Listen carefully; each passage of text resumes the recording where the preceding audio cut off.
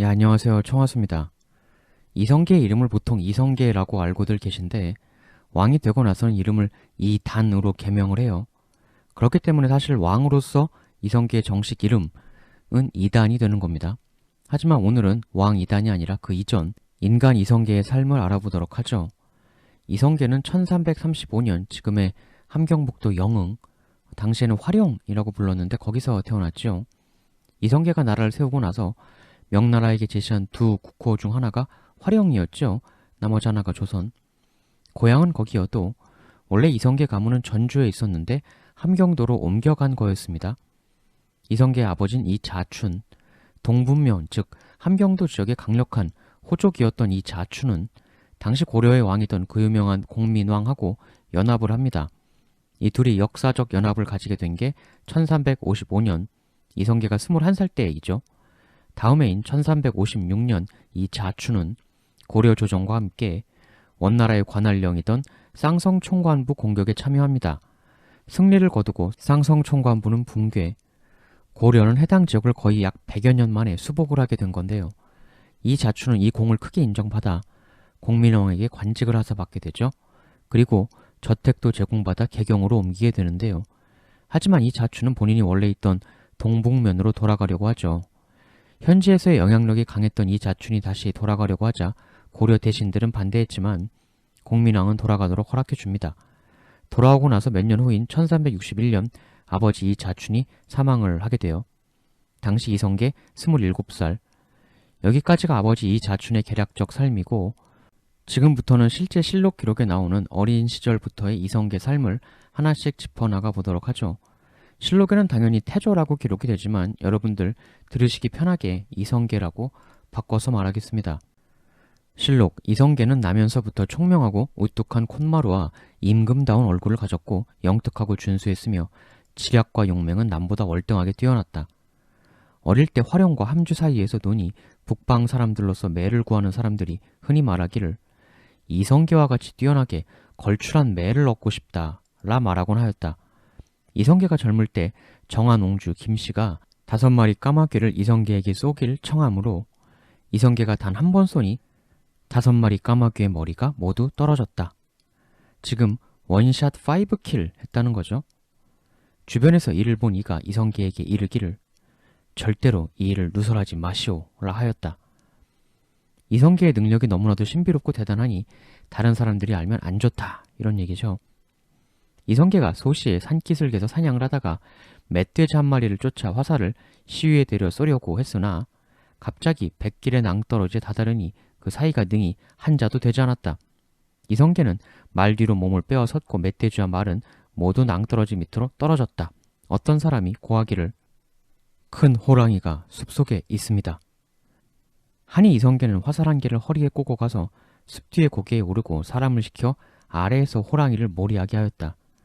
이성계가 갑자기 보니 호랑이가 자기 곁에 있는데 매우 가까운지라 즉시 말을 달려서 피하였다. 이에 호랑이가 이성계를 쫓아와서 말 궁둥이에 올라 움켜채려고 하므로 이성계가 오른손으로 휘둘러 이를 치니 호랑이는 고개를 쳐들고 거꾸러져 일어나지 못하는지라 이성계가 말을 돌이켜서 호랑이를 활로 쏘아 죽였다. 호랑이와의 1대1 매치업에서도 승리한 이성계. 이렇게 이성계의 능력이 너무 출중하니까 시기하는 사람도 생겨나요.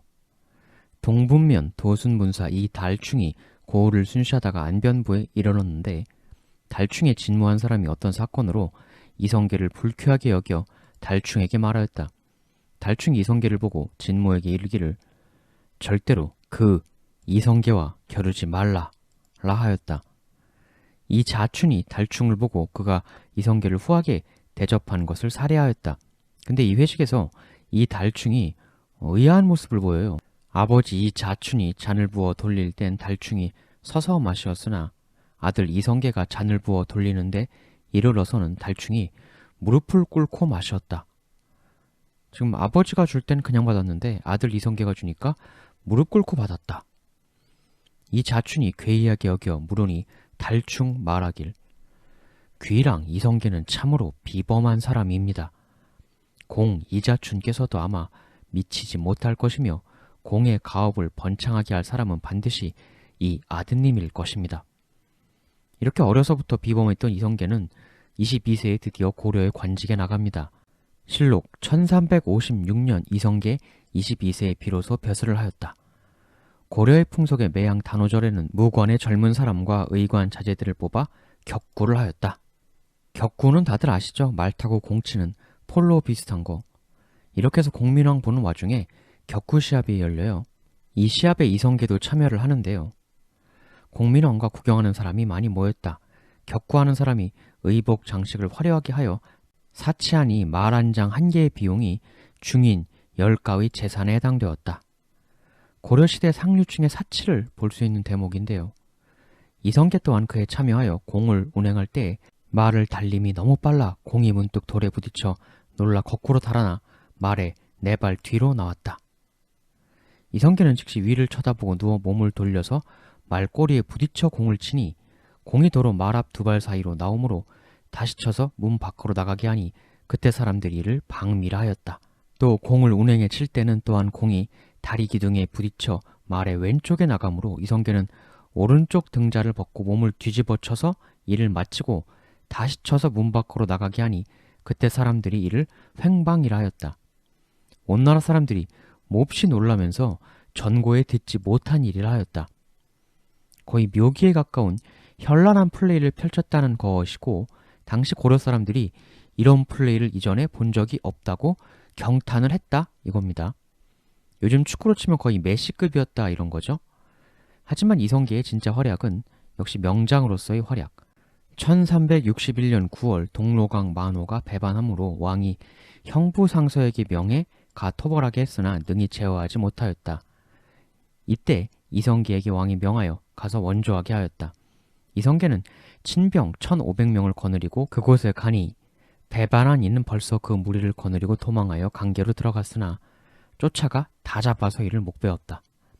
겨울에 홍건적 20만 병력이 압록강을 건너 서북 변방에 함부로 들어와서 우리에게 글을 보내기를 병력 110만 명을 거느리고 동쪽으로 가니 속히 맞아 항복하도록 가라고 하였다.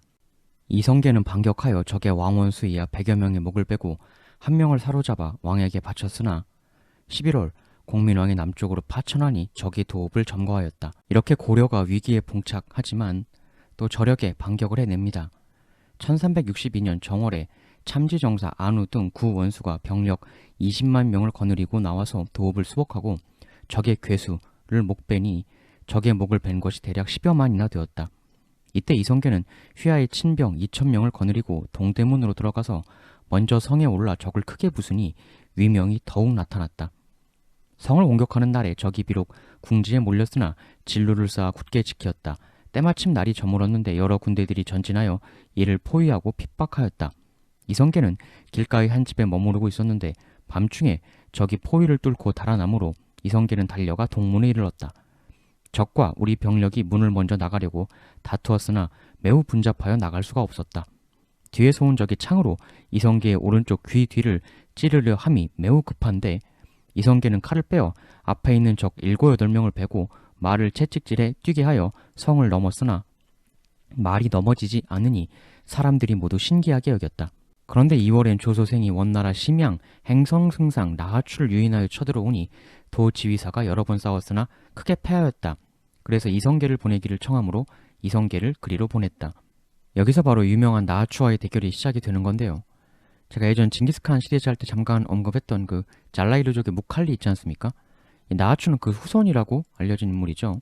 당연히 원래는 몽골 제국 원나라 소속이었지만 나중에 원나라가 명에 의해 북쪽으로 쫓겨나 북원이 되고 나서 요동지역에서 스스로를 행성승상이다 이렇게 칭하면서 급기야 고려에까지도 손을 뻗으려고 했었던 인물인데요.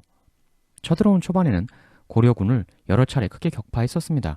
그러니까 고려에서 그 반격 카드로 뽑아든 것이 바로 이성계였던 거죠.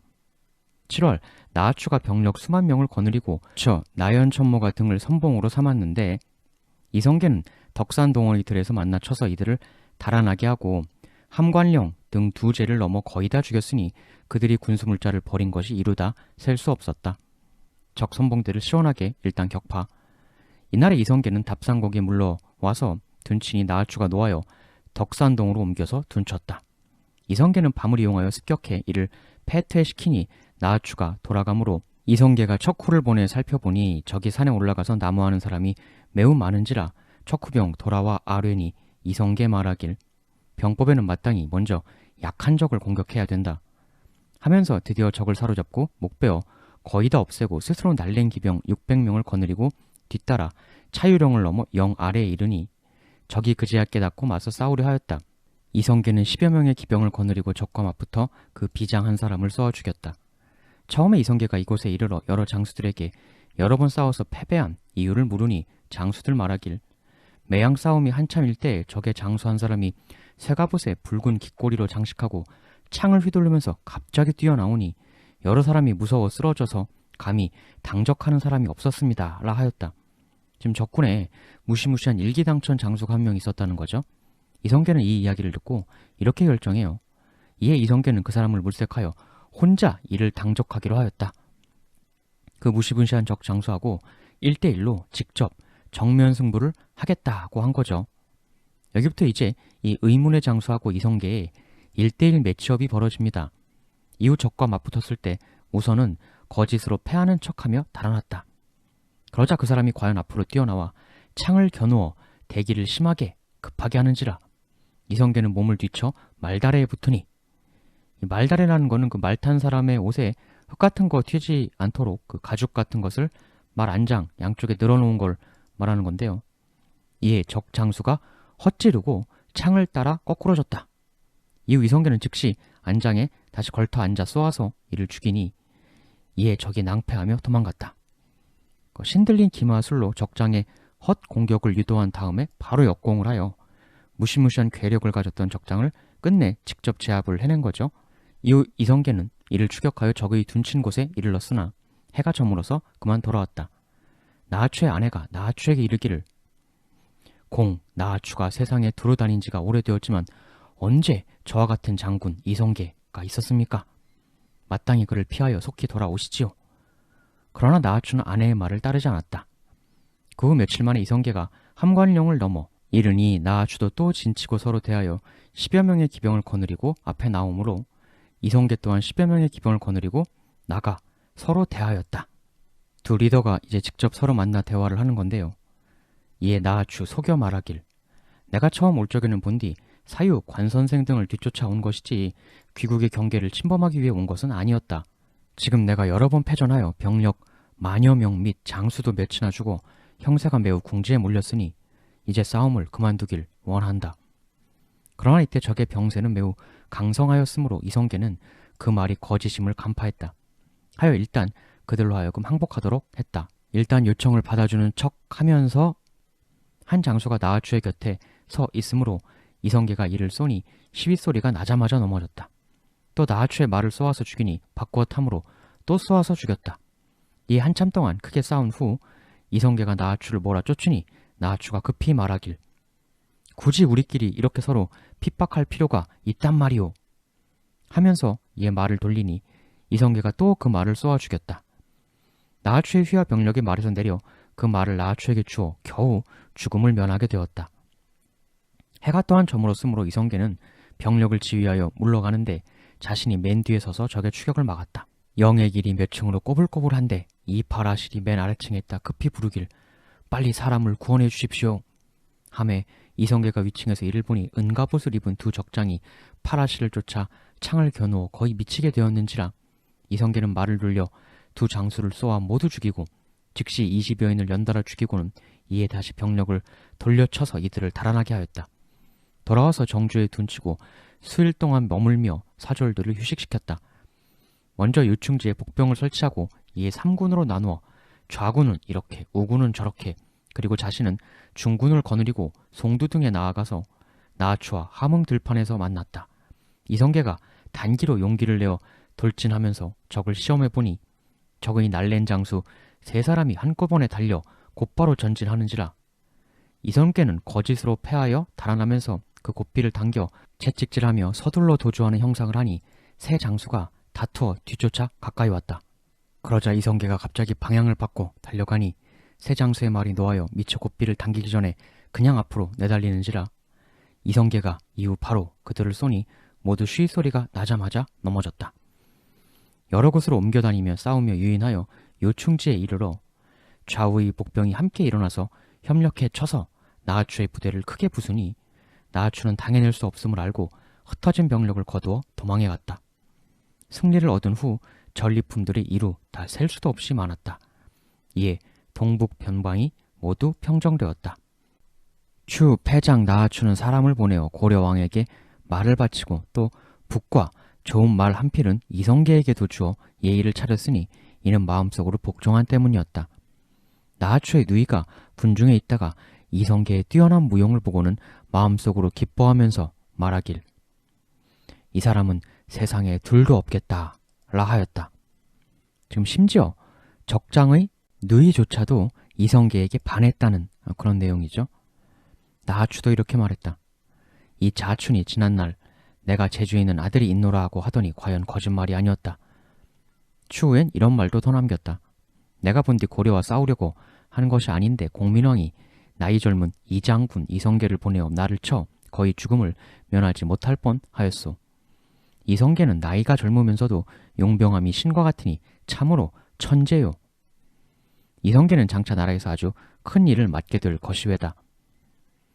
1364년 처음에 기황후의 친척들이 공민왕에 의해 차명을 당하니 기황후가 공민왕에 매우 안 좋은 감정을 가지게 되었다.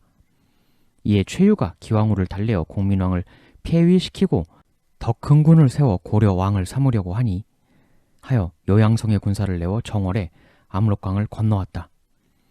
공민왕은 안우경 등을 보내어 이를 방어하게 하였으나 패전하여 물러와 안주를 지켰다. 이성계에게 명하여 동북면으로부터 날린 기병 1,000명을 거느리고 가게 하였다. 이성계는 여러 장수들이 패전하여 물러나온 것을 보고 그들이 겁내고 나약하여 힘써 싸우지 않는 것을 말하니 여러 장수들이 그를 꺼리었다.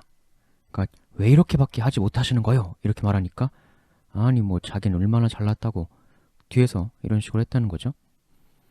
이때 적병이 이미 가까이 와 둔쳤는데 여러 장수들이 이성계에게 이르길 내일의 싸움에는 그럼 그대가 혼자 일을 맡으시오. 하니 이성계는 여러 장수들이 자기를 꺼림을 알고 조금 근심하는 기색이 생겼다. 이튿날 적병은 3대로 나누어 오매 이성계는 가운데 있었는데 이성계의 탄말이 진창에 빠져서 심히 위태로워졌다. 그러나 이내 말이 힘을 떨쳐 뛰어서 나오니 여러 사람들이 모두 놀라며 기이하게 여겼다. 이성계가 적장 두서너 사람을 쏘고 드디어 적병을 크게 부수었다. 적병은 이미 패하여 달아났는데 다만 먼지가 공중을 가리고 있을 뿐이었다. 이후 이성계는 여진족들과의 한판 승부에도 나서게 됩니다. 처음에 삼해양 다루같이 긴 방괴가 도조, 이성계 할아버지죠. 이 딸에게 장가를 들어 삼선과 삼개를 낳으니 이성계의 친척이 되었다. 여진 땅에서 나서 자랐는데 팔의 힘이 남보다 뛰어나고 말타기 활쏘기를 잘하였다.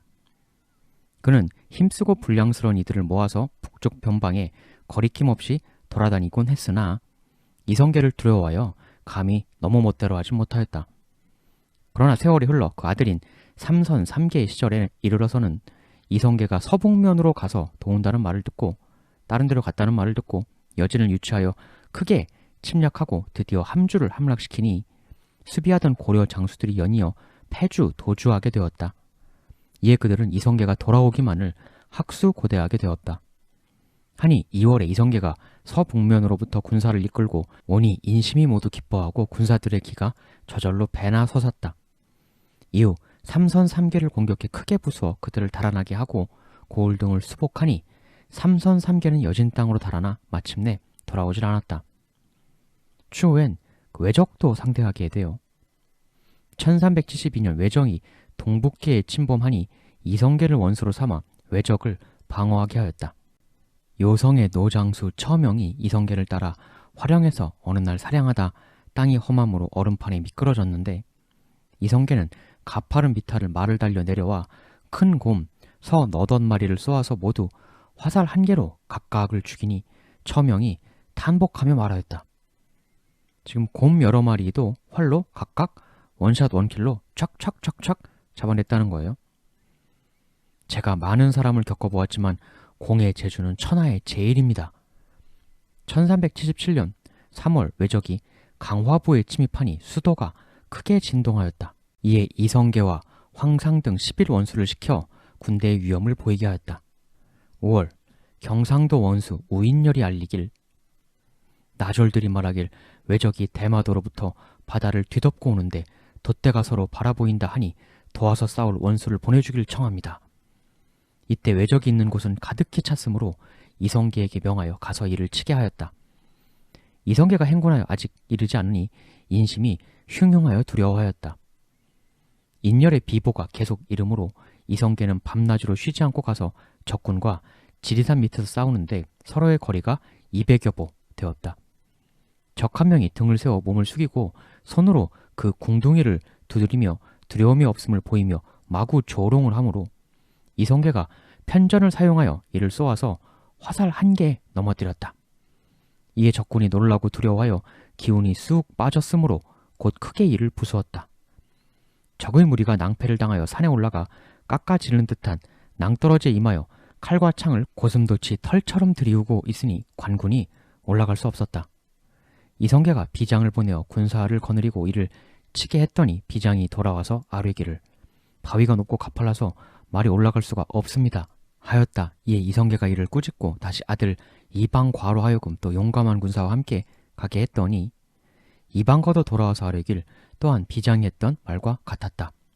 이에 이성계 말하길 그렇다면 내가 친히 가서 보겠다 하면서 휘하 군사들에게 이르기를 내 말이 먼저 올라가면 너희들은 마땅히 뒤따라 올라오도록 하여라. 드디어 말을 채찍질하여 함께 달려가서 그 지세를 보고는 즉시 칼을 빼어 칼등으로 말을 때리니 이때 해가 한 낮임으로 칼빛이 번개처럼 번뜩였다. 말이 한 번에 뛰어서 오르니 군사들이 혹은 밀고 혹은 다 잡아가며 뒤따랐다. 이후 분발하여 적군을 냅다 치니 적군이 낭떠러지에서 떨어져 죽은 사람이 반수 이상이나 되었다. 마침내 남은 적군까지 쳐서 이들을 다 죽였다. 8월에는 왜적이 서해도를 침구하니 고려군 다수의 원수들이 연이어 패전하여 달아났다. 이 이성계가 장차 싸우려고 투구를 100수십 보 밖에 놓고 시험의 일을 쏘아 싸움에 이길까 못 이길까를 점쳐 보았는데 마침내 3번 쏘아 모두 꿰뚫었으므로 말하기를 오늘의 일은 알겠다고 하였다. 이에 해주의 동쪽에서 싸우는데 이성계는 대우전으로 적을 쏘았는데 17번 쏘아서 모두 이들을 죽였고 적을 대파하였다. 화살 3개가 남았을 때 측근들에게 이르길 내가 모두 왼쪽 눈초리를 쏘았다 하므로 측근 사람들이 나가서 보니 다 그곳에 정확히 맞아 있었다.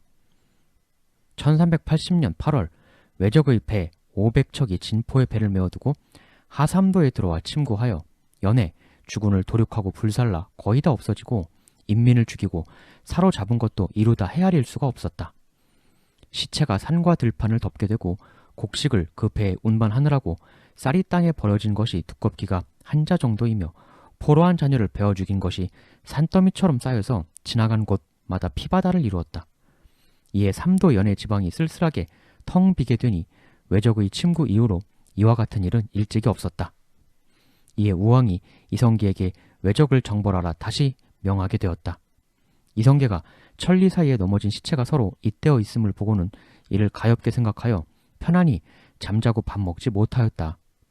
이성계는 안열등과 함께 남원에 이르니 적군과 서로 떨어지기가 120리였다. 이성계는 하루 동안 말을 휴식시키고는 그 이튿날 싸우려고 하니 여러 장수들이 말하길 적군이 험지를 짊어지고 있으니 그들이 나오기를 기다려 싸우는 것이 나을 것입니다.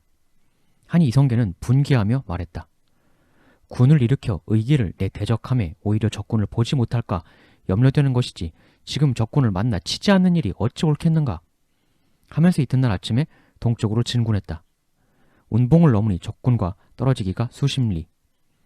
황산 서북 쪽에 이르러 정산봉에 올라서 이성계가 큰 길 오른쪽에 작은 길을 보고서 말하길 적군은 반드시 이 길로 나와서 우리의 후면을 습격할 것이니 마땅히 빨리 가야 될 것이다 하면서 마침내 빨리 갔다. 이성계는 이미 험지에 들어갔는데 적군의 기병과 예병이 과연 돌출하는지라 이성계는 대우전 20개로서 적군을 쏘고 잇따라 위협점도 쏘았는데 50여 개를 쏘아 모두 그 얼굴을 맞추었을 때 시위 소리에 따라 죽지 않은 자가 없었다.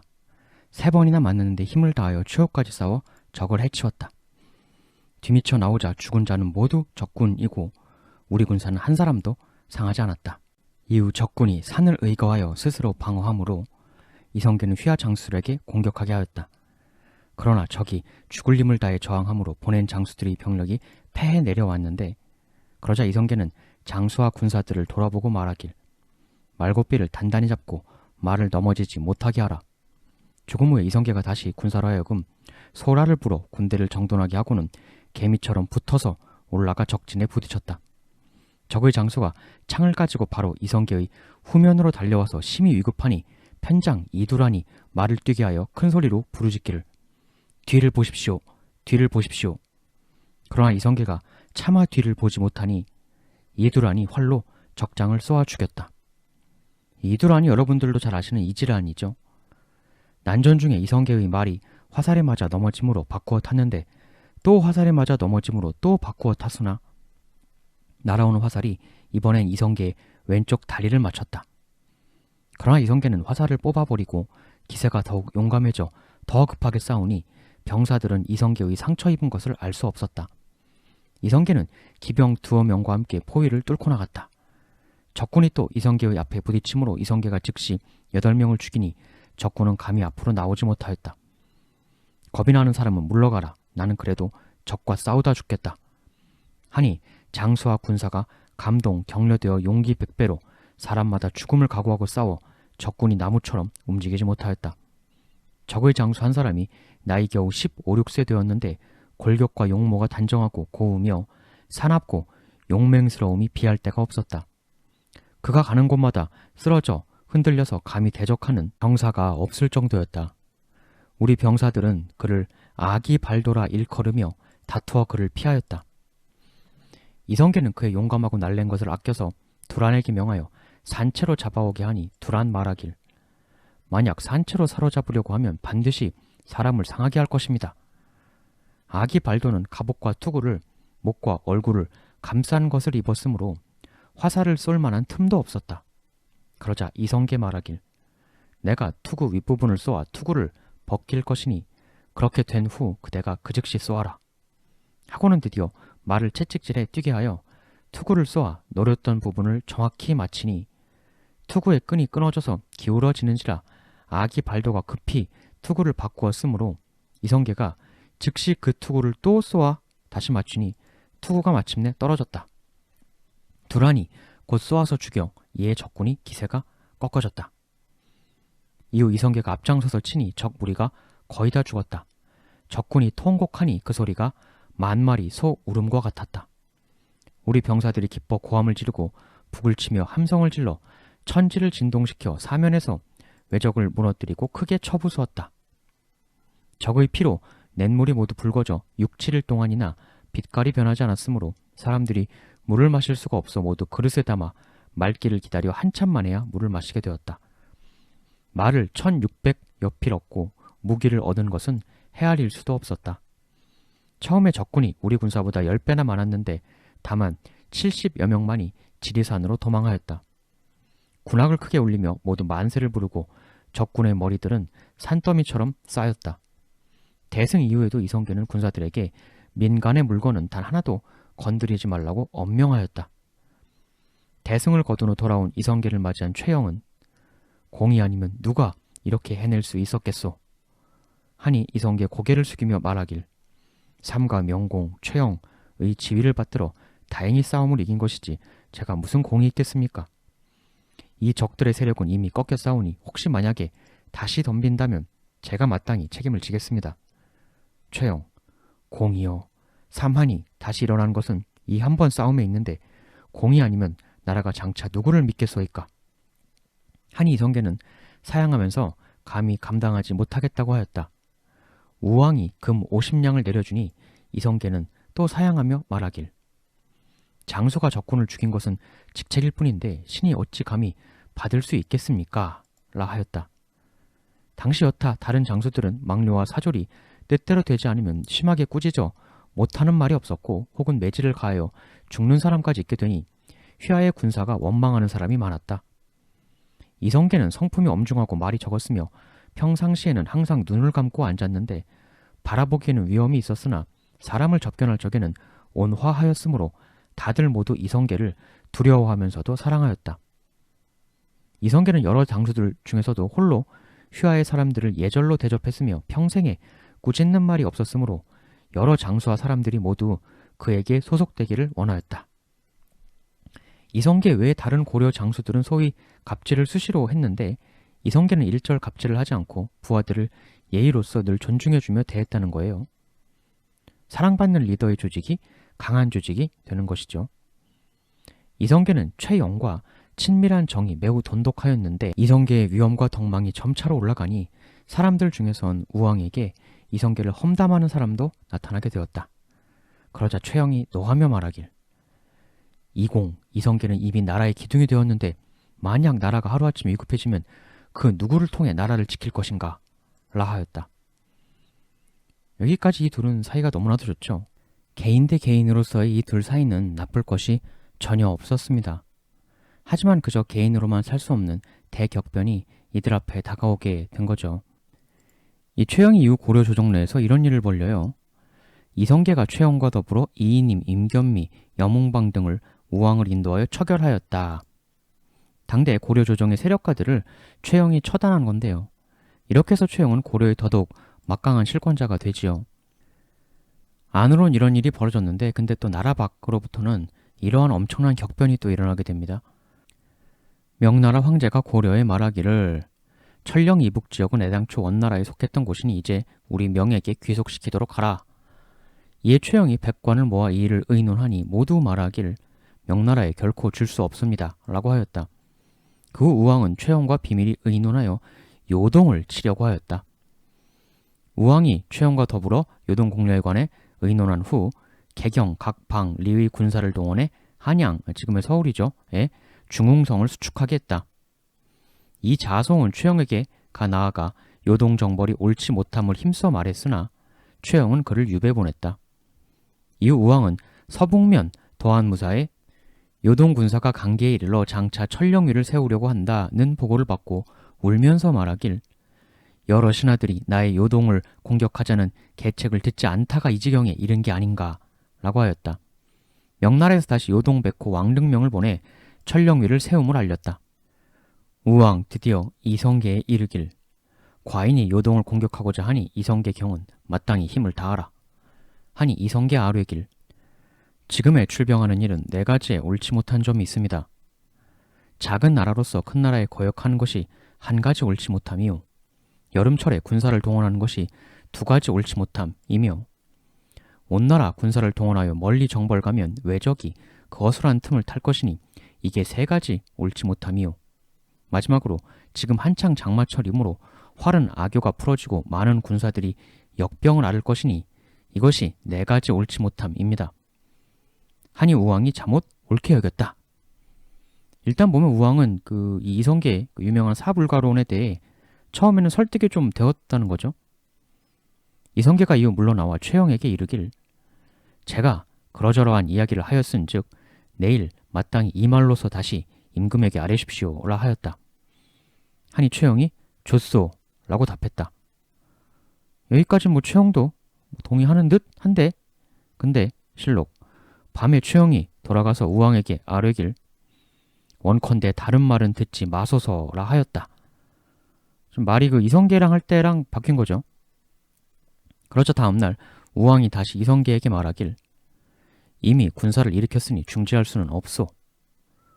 하니 이성계 답하길, 전하께서 반드시 큰 계책을 성공시키고자 하신다면 서경에 어가를 머무르셨다가 가을에 출사하면 볕고기 들판을 덮어 많은 군사가 식량이 넉넉하게 되어 북을 치면서 행진할 수 있을 것입니다.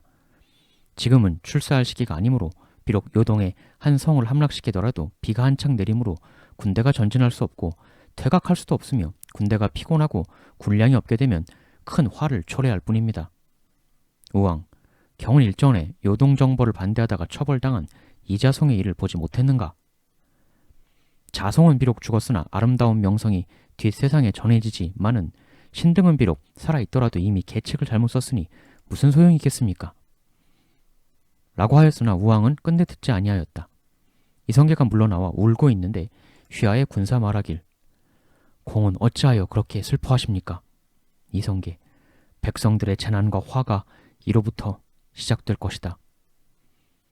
우왕이 평양에 머물며 여러 도의 군사를 징발하여 압록강에 부교를 만들며 승려도 징발함은 물론 최영을 팔도도통사, 조민수 좌군도통사, 이성계 우군도통사로 삼아 보냈다.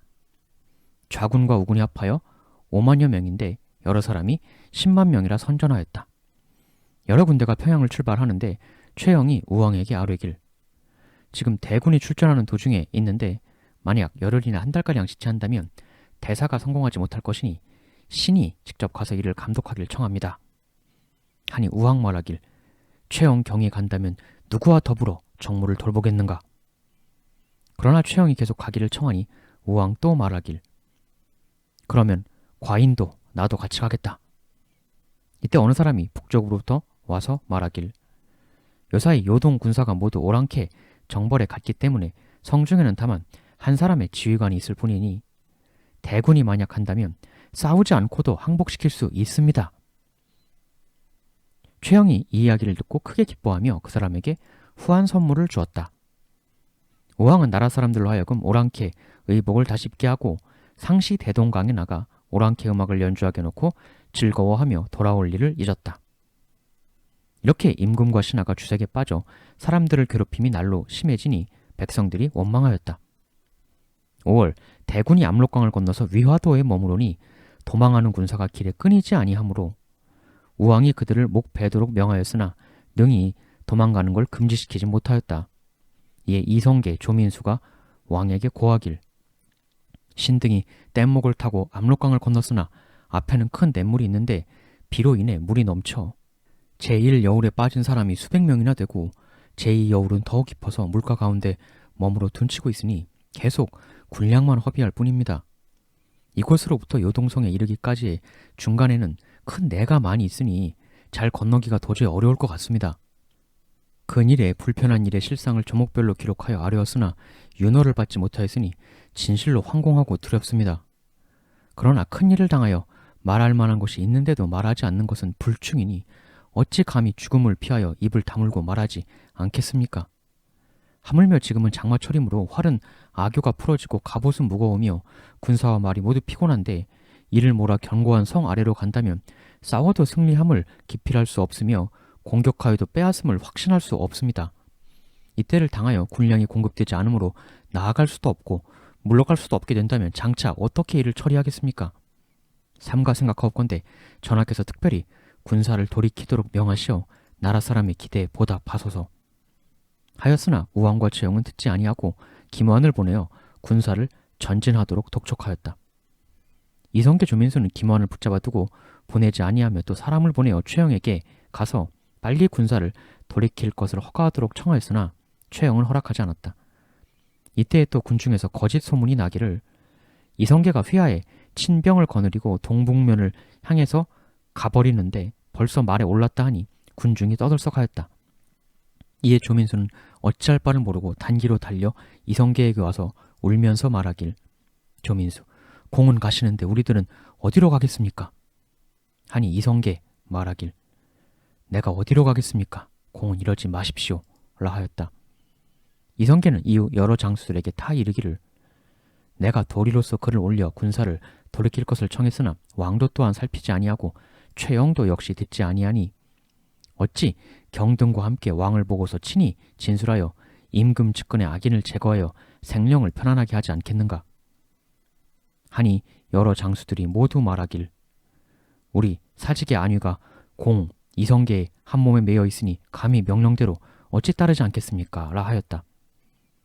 이에 군사를 돌이켜 압록강에 이르러 흰 말을 타고 동궁, 활의 일종이죠. 배구전, 화살의 일종을 가지고 언덕 위에 서서 군사가 다 건너기를 기다리니 군중에서 바라보고 서로 이르기를, 이성계 장군이야말로 옛부터 지금까지 이 같은 사람은 있지 않았는데 지금부터 이후로도 어찌 다시 이 같은 사람이 있겠는가? 라 하였다. 이때 장마가 수일 동안 계속했는데도 물이 넘치지 않다가 군사가 다 건너가고 난 후에 큰 물이 갑자기 이르러 온 섬이 물에 잠기니 사람들이 모두 이를 신기하게 여겼다. 하늘도 위화도 해군을 지지했다 이런 식의 기술이죠. 이때 동요에 목자가 나라를 얻는다 하는 말이 있었는데 군인과 민간인, 노인과 젊은이 논할 거 없이 모두 이를 노래하였다. 이 목자라는 게 그 합하면 이자가 되잖아요. 이씨의 왕조가 열린다는 얘기죠. 조전사 최유경이 대군이 돌아온다는 소식을 듣고 달려가 우왕에게 알렸다. 이날 밤에 이 방과가 그 형 방우와 이두란의 아들 화상등과 함께 성주의 우왕처소로부터 이성계의 군대 앞으로 도망해 갔으나 우왕은 해가 정오가 되어도 오히려 알지 못하였다. 우왕은 대군이 돌아와 안주에 이르렀음을 알고 말을 달려 도읍으로 돌아갔다. 군사를 돌이킨 여러 장수들이 급히 추격하기를 청하니 이성계 말하길 속히 행진하면 반드시 싸우게 되므로 사람을 많이 죽이게 될 것이다. 너희들이 만약 왕을 범한다면 나는 너희들을 용서하지 않을 것이며 백성의 오이 한 개만 빼앗아도 또한 마땅의 죄의 경중에 따라 처벌하겠다. 하여 오는 길에 사냥을 하면서 짐짓 느리게 행군하니 서경에서 도읍에 이르는 수백 리 사이에 우왕을 쫓던 신료와 도읍 사람, 이웃 고을 백성들이 음식과 음료로서 영접하여 뵙는 사람이 끊이지 아니하였다. 이성계가 군사를 돌이켰다는 소식을 듣고 다투어 서로 모여 밤낮으로 달려 이르게 된 사람이 1000여 명이나 되었다. 우왕은 도망에 들어와 화원으로 돌아갔다. 최영이 막아 싸우고자 하여 백관에게 명해 무기를 가지고 시위하게 하고 수레를 모아 골목 입구를 막았다. 6월 초 1일 이성계는 숭인문 밖 산담에 둔치고 유만수를 보내 숭인문 안에 들어가게 하고 좌군은 선인문으로 들어가니 그러나 최영이 맞아 싸워서 모두 이를 물리쳤다. 최영 장군의 저력이 드러나는 장면이죠. 이성계 회군 부대의 선봉이 최영에게 패한 겁니다. 이성계가 만수를 보낼 적에 좌우에게 이르기를 만수는 가면 반드시 최영에게 패할 것이다 라고 말을 했었다. 이때 이성계가 들의 말을 놓아 먹이고 있었는데 만수가 과연 최영에게 패해 돌아오므로 좌우에 사람이 이 일을 아뢰니 이성계는 대답하지 아니하고 장막 속에서 굳게 누워 있었다. 좌우의 사람이 다시 두세 번이나 이 일을 아뢰니 그 후에 천천히 일어나서 음식을 들었다. 굉장히 여유만만한 모습이죠.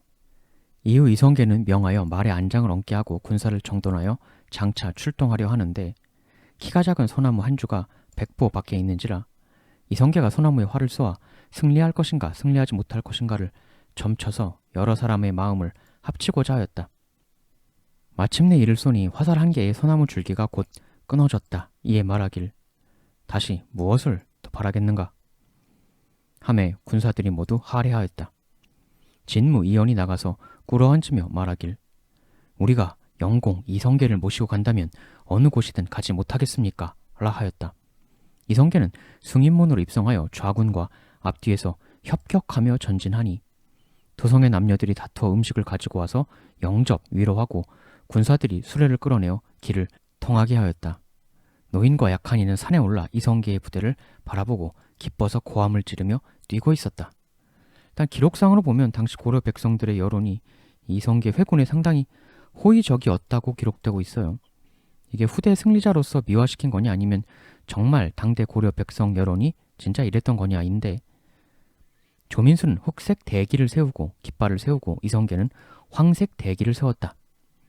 조민수의 부대가 영의 서교에 이르렀으나 최영의 군사에게 패하였다. 지금 유만수, 조민수 부대 최영에게 계속 지고 있는 거죠. 최영 장군의 막판 대단한 저력.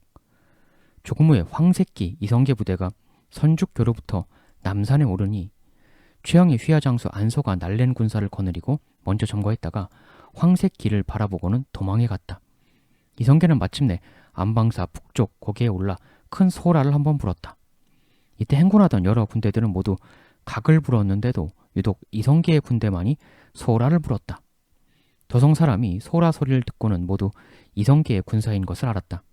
이에 군사가 화원을 수백 겹이나 포위하였다. 우왕은 영비와 최영과 함께 팔각전에 있었는데 곽충보 등 3, 4인이 바로 팔각정 안으로 들어가서 최영을 찾아내었다. 우왕은 최영의 손을 잡고 울면서 작별하니 최영은 2번 절하고 충보를 따라 나왔다. 이성계가 최영에게 말하길 이 같은 사변은 나의 본심에서 나온 것이 아닙니다.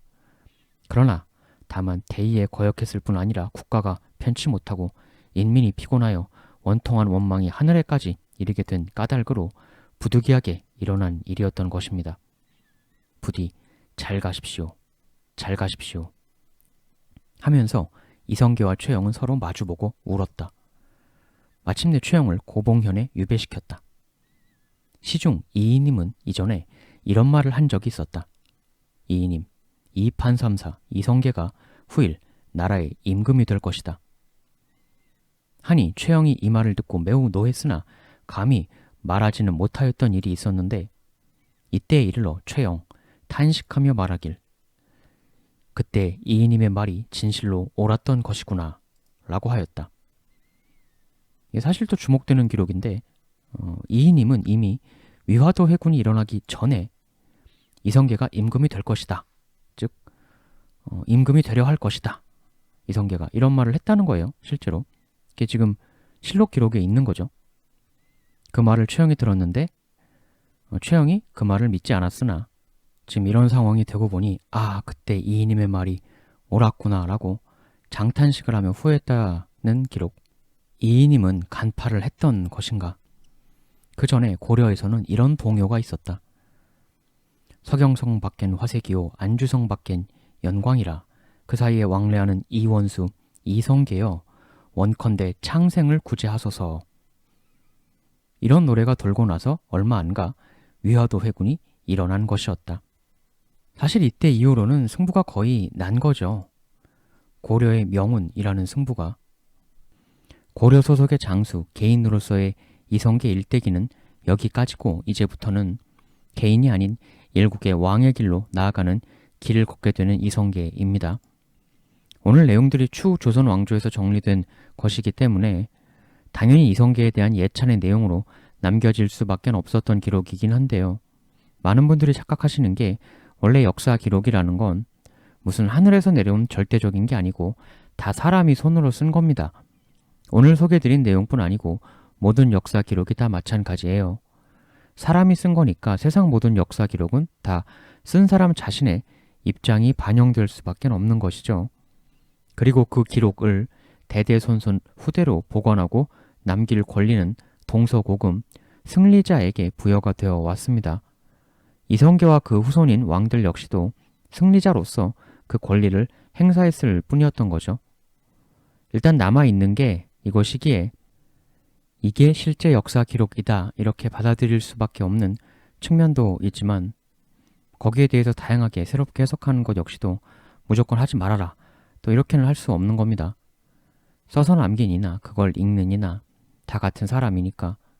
그럼 다음 시간에 또 다른 테마 가지고 오도록 하겠습니다. 감사합니다.